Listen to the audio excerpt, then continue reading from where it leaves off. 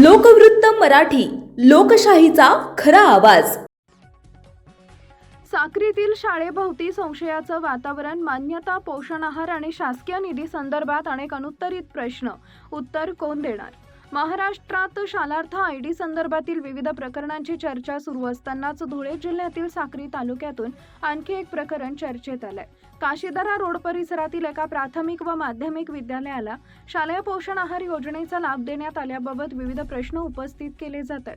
स्थानिक स्तरावर असा दावा केला जातोय की संबंधित शाळेच्या शासकीय मान्यतेबाबत जनतेतून शंका उपस्थित करण्यात आली आहे। तर मान्यतेचा प्रश्न प्रलंबित असेल तर पोषण आहार योजनेचा लाभ नेमका कोणत्या आदेशाच्या आधारे मंजूर करण्यात आला, हा महत्त्वाचा प्रश्न आता उपस्थित होतोय।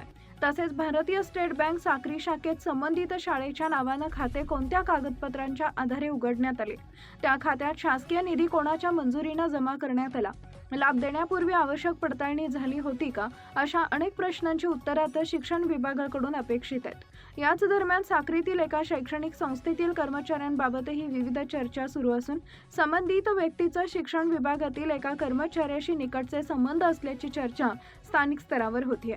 मात्र या चर्चांची स्वतंत्र अधिकृत पुष्टी झालेली नसली तरी या संपूर्ण प्रकरणात तालुका शिक्षण अधिकारी, जिल्हा परिषद शिक्षण विभाग आणि समग्र शिक्षण विभाग यांनी अधिकृत खुलासा करावा, तसेच आवश्यक असल्यास निष्पक्ष चौकशी करून वस्तुस्थिती जनतेसमोर आणावी, अशी मागणी नागरिकांकडून केली जाते।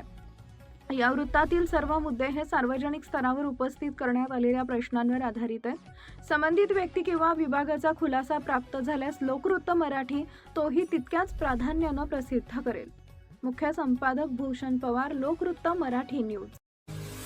महत्त्वाच्या बातम्या पाहण्यासाठी आमच्या लोकवृत्त मराठी न्यूज चॅनलला यूट्यूबवर सबस्क्राईब करा आणि बेल आयकॉन प्रेस करा।